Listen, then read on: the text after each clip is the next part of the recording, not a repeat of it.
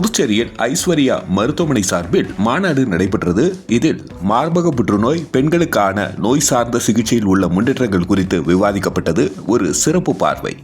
இந்த மாநாட்டில் பாண்டிச்சேரியை சேர்ந்த 100க்கும் மேற்பட்ட மருத்துவர்கள் பங்கேற்றனர்.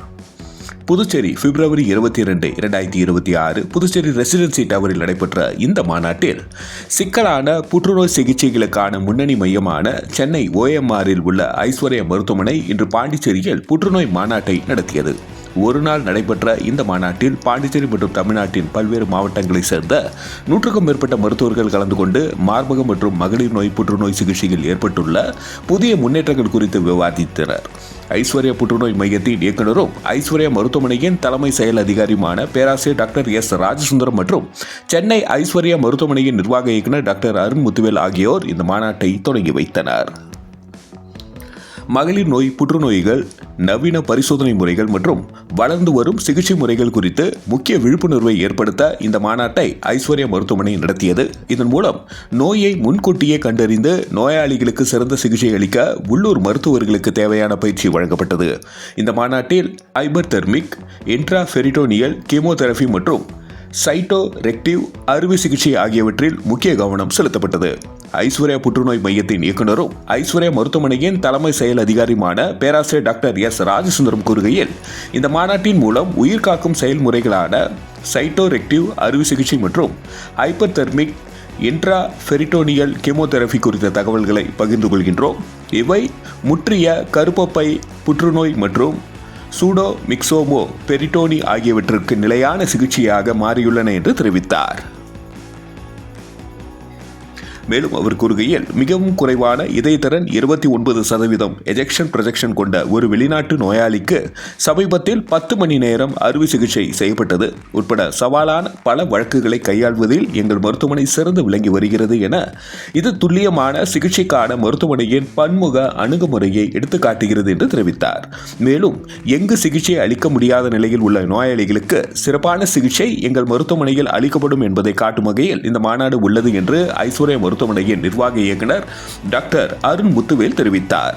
தொடர்ச்சியான கற்றல் கலாச்சாரத்தை வளர்ப்பதன் மூலம் அதிக ஆபத்துள்ள சிகிச்சைகளில் எங்களது அனுபவங்களை பகிர்வதன் மூலம் மேம்பட்ட புற்றுநோய் சிகிச்சைக்கான நம்பகமான மையமாக எங்கள் மருத்துவமனை உள்ளது என்று அவர் மேலும் கூறினார்.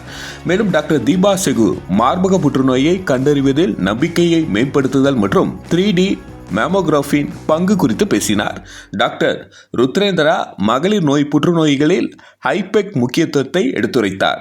டாக்டர் வரதராஜன் எண்டோமெட்டீரியல் புற்றுநோயில் MDT முதல் மேலாண்மை வரையிலான மூலக்கூறு தொழில்நுட்பங்கள் மற்றும் அதன் தாக்கங்கள் குறித்து பகிர்ந்து கொண்டார்.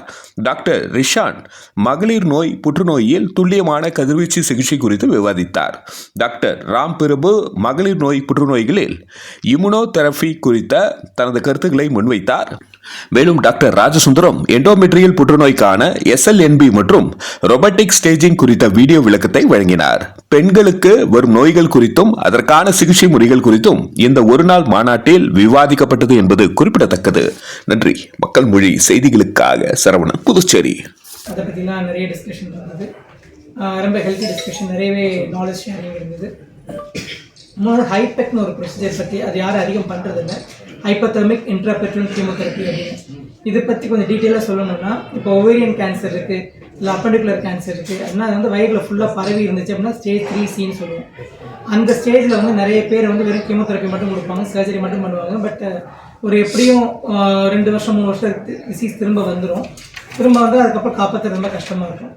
இப்போ இந்த மாதிரி பேஷண்ட்ஸ்க்கு வந்து நம்ம என்ன பண்ணுறோம்னா, ஃபஸ்ட்டு கீமோதெரப்பி கொடுத்து நல்லா சுருக்கிட்டு அதுக்கப்புறம் சைட்டோரெடக்டிவ் சர்ஜரி அப்படின்னு ஒரு மேஜர் சர்ஜரி பண்ணுறோம். சேஃப் சர்ஜரி தான், பட் கொஞ்சம் மேஜர் சர்ஜரி. அது பண்ணி வயிற்றில் இருக்க கேன்சர் சம்மந்தப்பட்ட செல்கள் அத்தனையும் கம்ப்ளீட்டாக எடுத்துடுறோம். கடைசியில் பார்த்தா எந்த கேன்சர் செல்ஸுமே இல்லாத மாதிரி அந்தளவுக்கு ஒரு மேஜர் சர்ஜரி பண்ணிவிட்டு எல்லா தேவையில்லாத ஆர்கன், கேன்சர் அஃபெக்டட் ஆர்கன்லாம் எடுத்துகிட்டு திரும்ப ரீகன்ஸ்ட்ரக்ஷன் பண்ணுறோம். இது முடிச்சதுக்கப்புறம் வயிற்றுக்குள்ளே ஒரு ஸ்பெஷல் மிஷின் வச்சு 42 டிகிரி சென்டிகிரேடில் சிஸ்பிளாட்டின் அப்படின்னு ஒரு மருந்து, இல்லை ஆக்சாலிபிளாட்டின் ஒரு மருந்து, மைட்டோமைசின் ஒரு மருந்து, அந்த மருந்தை வந்து 42 டிகிரி சென்டிகிரேடில் ஹீட் பண்ணி உள்ளேயே சர்க்குலேட் பண்ணுறோம் ஒரு 1.5 hours 90 minutesக்கு. அதை சர்க்குலேட் பண்ணி முடிச்சதுக்கப்புறம் தரவை வாஷ் பண்ணிட்டு ட்ரெயின் வச்சு க்ளோஸ் பண்ணிடுவோம். இந்த மாதிரி பண்ணும்போது நிறைய பேர் 5 வருடங்களுக்கு மேலே உயிரோடு இருக்காங்க. அது 5 year சர்வைவல் ரேட்னு சொன்னால் மோர் தென் 50-60% இருக்காங்க. இந்த பேஷண்ட்ஸ் எல்லாருமே 2-3 வருஷத்தில் இறந்து போகிற மாதிரி இருந்தவங்களாம் இப்போ 5 வருஷத்துக்கு மேலே நல்ல உயிரோட நல்ல ஹெல்த்தியாக இருக்காங்க. இந்த மாதிரி நிறைய பேஷண்ட் பண்ணியிருக்கோம் லாஸ்ட் 20 இயர்ஸில். ஸோ அதை வந்து இந்த கான்ஃபரன்ஸில் ஹைலைட் பண்ணி சொல்லி ஸோ தட் மற்ற டாக்டர்ஸ் அதை ப்ராக்டிஸ் பண்ணுறதுக்காக மற்ற எல்லா பேஷண்ட்டும் பெனிஃபிட் ஆகணும் அப்படிங்கிறதுக்காக அதை ரொம்ப ஹைலைட் பண்ணி அது ஒரு டாப்பிக்காக வச்சுருந்தோம். ஸோ அதுவும் நிறைய நாலேஜ் ஷேரிங் இருந்துச்சு, ரொம்ப யூஸ்ஃபுல்லாக இருந்திருக்கும்னு நினைக்கிறேன். நன்றி, வணக்கம். எவ்வளோ பாதிப்புகள் இருக்குது சார் இப்போ கேன்சர் பேஷண்ட் எண்ணிக்கை குறைஞ்சிருக்கா எப்படி இருக்கு? கேன்சர் வந்து லாஸ்ட் இயர் மட்டும் 14 லட்சம் பேருக்கு இந்தியாவில் கேன்சர் எஃபெக்ட் ஆகிருக்கு. இது வந்து ரொம்ப அலார்மிங் நம்பர்ஸ். கேன்சர் வந்து ஜாஸ்தி ஆகிட்டே இருக்குது. கேன்சர் ஜாஸ்தி ஆகிட்டு இருக்காரு வந்து கேன்சர் வந்து ஒரு வார்த்தை தானே தவிர கேன்சர் உடம்புல எங்கே வேணாலும் வரலாம்.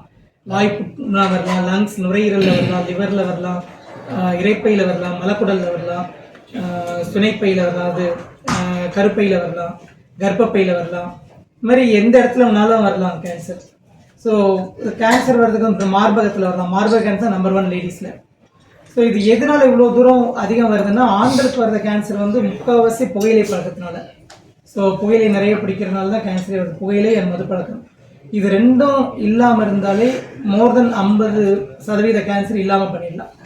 பட் ஆனால் அது வந்து ரொம்ப அந்த பழக்கத்துக்கு அடிமையாகிடுறாங்க, அதனால் வந்து அதை விட முடியல. பட் எல்லோரும் ஒரு 15-20 வருஷம் கழிச்சு லங் கேன்சரோ இல்லை வாய் புற்றுநோயோ வந்து ரொம்ப அவதிப்படுறாங்க. இதே இது மார்பக புற்றுநோய், கர்ப்பப்பை புற்றுநோய், இந்த மாதிரி லேடிஸ் வர கேன்சர்ஸ்க்குலாம் காரணம் வந்து ஒபிசிட்டி, ஹை ஈஸ்ட்ரஜன் லெவல்ஸ்.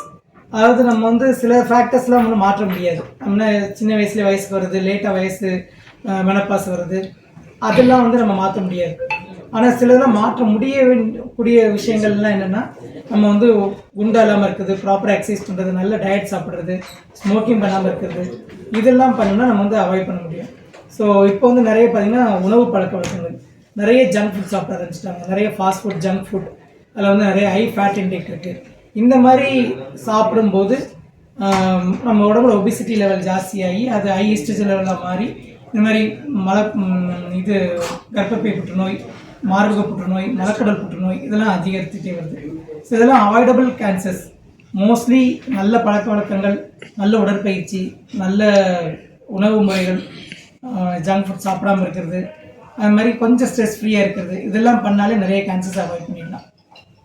இவ்வளோ பேர் இறக்குறாங்க. வெளிநாட்டில் பார்த்தீங்கன்னா கேன்சர் 100 பேருக்கு வந்து அதில் வந்து 20-30 பேர் இறந்து போவாங்க. நம்ம ஊரில் வந்து இன்னும் 100ல் ஒரு 40-50 பேர் இறந்து போகிற மாதிரி இருக்குது. அதாவது மோர் தென் 50% ஆகும், மேபி 40% மார்ட்டாலிட்டி இருக்குது. இப்போ ஒரு கடைசி 5 வருஷத்தில் குறைஞ்சிக்கிட்டே வருது இறப்பு விகிதம். பட் ஆனால் வந்து கேன்சர் இன்சிடென்ட்ஸ், அதாவது வரக்கூடிய விகிதமும் ஜாஸ்தியாகுது. அதில் நம்ம வந்து இறப்பு விகிதம் குறையாத மாதிரி இருக்குது. நிறைய நல்ல வைத்திய முறைகள் வந்துடுச்சு.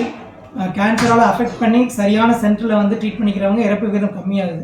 இதில் வந்து இன்னும் ஒரு பெரிய கஷ்டம் என்னென்னா கேன்சர் வந்ததுக்கப்புறம் எல்லாருமே ஒரு ப்ராப்பரான சென்டருக்கு வரதில்லை. எல்லாமே ஆல் அண்டர் ஒன் ரூஃப்னு சொல்லுவோம். ஒரே இடத்துல ஆப்ரேஷன் பண்ணுறது, கீமோதெரப்பி பண்ணுறது, ரேடியோதெரப்பி பண்ணுறது, அதுக்கப்புறம் பெட்சிட்டி இருக்கிறது, அந்த மாதிரி எல்லாம் ஒரே இடத்துல இருந்த இடத்துல வந்து வைத்தியம் பண்ணால் இறப்பு விகிதம் வந்து குறையுதுன்னு சொல்கிறாங்க. அதாவது காம்ப்ரிஹென்சிவ் கேன்சர் கேர் அப்படின்னு சொல்லுவாங்க. எல்லாம் ஒரே இடத்துல இருக்கிற இடத்துல பண்ணும்போது பேஷண்ட்டுக்கு வந்து நல்ல ட்ரீட்மெண்ட் கிடைக்குதுன்னு.